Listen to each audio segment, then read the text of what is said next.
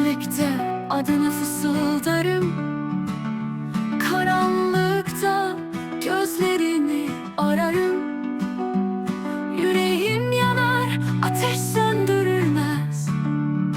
Sensiz dünya bana nefes vermez. Gözlerimde hüzün, dilimde adım. Geri dönmez mi yar bu son feryadım? Kalbim kırık, yollar ıssız. Sensiz her gece bana sonsuz.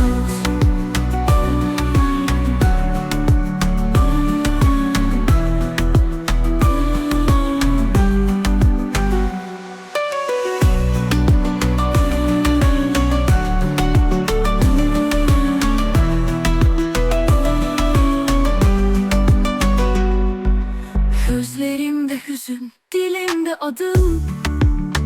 Geri dönmez mi yar bu son feryadım? Kalbim kırık, yollar ıssız. Sensiz her gece bana sonsuz.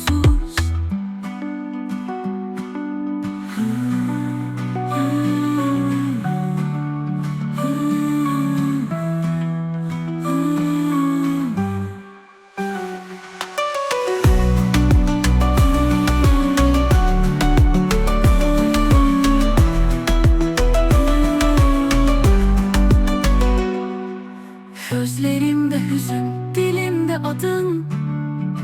Geri dönmez mi yar bu son feryadım? Kalbim kırık, yollar ıssız. Sensiz her gece bana sonsuz.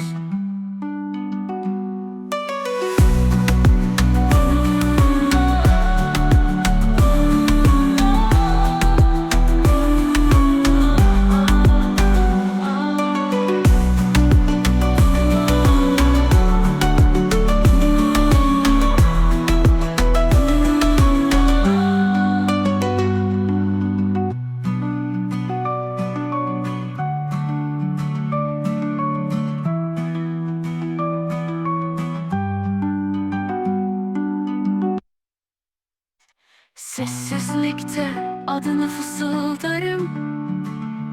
Karanlıkta gözlerini ararım.